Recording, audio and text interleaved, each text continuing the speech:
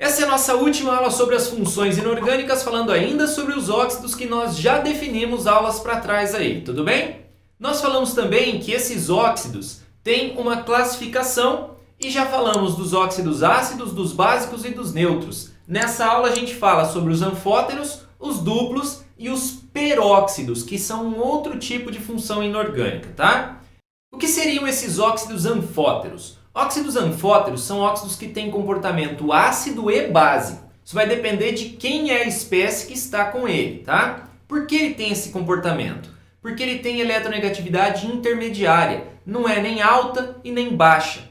Os dois mais importantes óxidos anfóteros são o óxido de alumínio, o Al2O3, e o óxido de zinco, o ZnO, que é utilizado naquela pintura, né, a pintura do rosto de palhaço, aquelas tintas para a pintura do rosto do palhaço, tá bom? Então, esses são os dois óxidos anfóteros mais importantes. Óxido anfótero tem caráter ácido e básico, depende de com quem ele está, tá bom?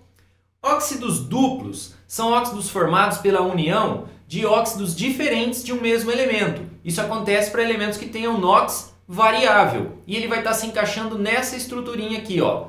3 do elemento para 4 do oxigênio, E3O4. Por exemplo, Fe3O4, Pb3O4. Outra forma de você verificar que ele é um óxido duplo é que você não consegue calcular NOx, porque o NOx dá quebrado. O oxigênio no óxido é menos 2, certo? Vezes 4 dá menos 8. Para igualar a carga teria que ser mais 8. Mais 8 dividido por 3 do elemento não dá NOx inteiro. Isso é um bom indício também, né? Um outro indício de que o óxido é duplo, tá certo?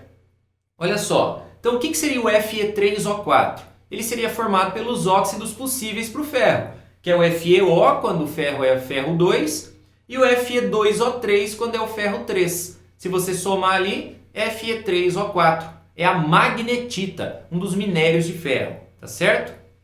O Pb3O4 é a mesma coisa, você tem chumbo 2 e chumbo 4. Chumbo 2 daria PbO, chumbo 4 daria PbO2. Só que se você somar não dá Pb3O4. Então como é que eu conseguiria fazer com que desse essa fórmula Pb3O4? Muito bem, é só você dobrar o PbO. Então são 2 do PbO e 1 do PbO2. Dessa forma a gente tem o Pb3O4, certinho? Então chumbo 2 e chumbo 4. Certinho? Falando agora dos peróxidos, outra função inorgânica, nós temos o seguinte: peróxido é aquele tipo de composto que apresenta o grupo peróxido, que é o oxigênio ligado a ele mesmo com um elétronzinho que ele roubou de alguém que estava ligado a ele ali, que é esse elétronzinho que está em destaque aqui, na fórmula eletrônica, tá? Aqui do lado a gente tem a fórmula estrutural do grupo peróxido, tá certo?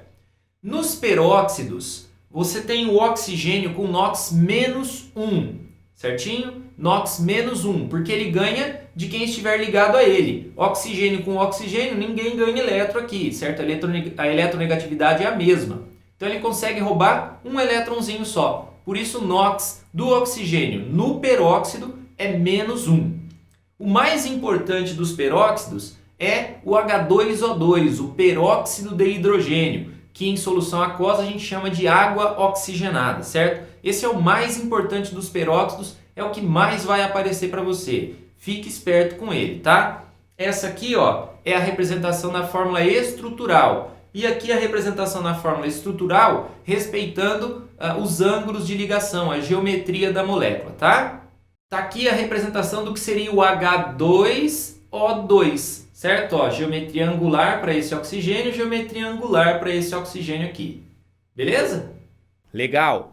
Hora do exercício, hora de saber se você realmente entendeu, hein? Não sai do vídeo, agora é a hora principal, combinado? Então, bora lá, vamos para o exercício e antes disso, deixa eu só te lembrar uma coisa, aqui na descrição, link para o site do Professor Marx, onde você vai ter teorias, tá? Resumos teóricos, listas de exercícios e mais um monte de coisa. Dá uma passadinha lá depois e conhece o site do Professor Marx, tá bom?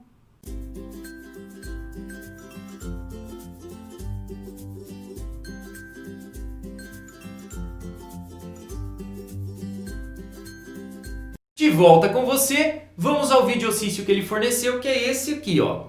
Ele dá ali alguns elementos e faz algumas perguntinhas. Então vamos ampliar um pouquinho, olha só. Ele quer que a gente identifique o metal de maior raio atômico e faça a fórmula do composto deste metal que a gente escolher com o íon sulfato. Então vamos analisar aqui na tabela. Ó. Estes aqui são os elementos que ele está falando, né? Sódio, magnésio, alumínio, potássio e cálcio. Ele quer o de maior raio atômico. Como é que a gente vê a questão do raio? Dentro da família, quanto mais para baixo, maior. Dentro do período, quanto mais para a esquerda da tabela, maior ele é. Se a gente analisar, o potássio é o que está mais para baixo e mais para a esquerda. Então, o potássio é o maior dos elementos ali, é o que tem maior raio dentre os elementos que estão citados aqui. Tá certo? Então, nós temos aqui o potássio para fazer um composto com íon sulfato. Sulfato vem do ácido sulfúrico, bico do pato. Sulfato vem do ácido sulfúrico, que é o H2SO4. Lembre-se de montar aquele esqueminha. Primeiro e segundo colegial beberam cachaça à noite. Hidrogênios, 3, 2, 1, 3, 2, 1. Oxigênios, 4, 4, 3 no resto. Muito bem. H2SO4 é o ácido sulfúrico, mas quem é o ânion sulfato? Basta você tirar os hidrogênios. Só que tirando 2H+, sobram duas cargas negativas. Este é o ânion sulfato. Todo composto iônico tem que ter igualdade de cargas, então esse sal não é diferente. Vai faltar um K+ aqui. Agora sim a fórmula está igualzinha. Ó. 2 positivos, 2 negativos. Então esse composto tem fórmula K2SO4. E assim foi-se a letra A. Muito bem. Para a letra B, nós temos ali, dentre aqueles elementos, qual deles poderia formar um óxido anfótero e qual seria essa fórmula? Óxidos anfóteros são aqueles de eletronegatividade intermediária. Eu falei para você de dois muito importantes, o de alumínio e o de zinco. Dentre as opções aqui, ó, somente o alumínio seria possível, porque os demais vão ser óxidos básicos, família 1 e 2, certinho? Então, o alumínio de carga 3+, como é que eu vou saber que o alumínio é carga 3+? Na aula sobre inox você vai ver isso, uma sequência que eu peço para você guardar. Prata, zinco, alumínio, prata, zinco, alumínio, prata, zinco, alumínio, prata mais 1, zinco mais 2, alumínio mais 3. Muito bem, alumínio 3+.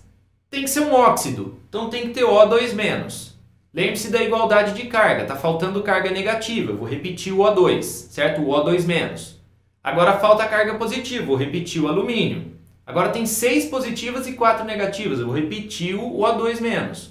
Agora eu igualei as cargas, a fórmula do composto é o Al que aparece 2 vezes e o O que aparece 3 vezes. Tranquilo? Chegamos ao final de mais uma aula, mais uma batalha vencida por você, hein? Que legal! Então, a gente se vê num próximo vídeo aí, não se esquece, se inscreva aqui no canal e já deixa aquele like. Goodbye, como eles dizem lá.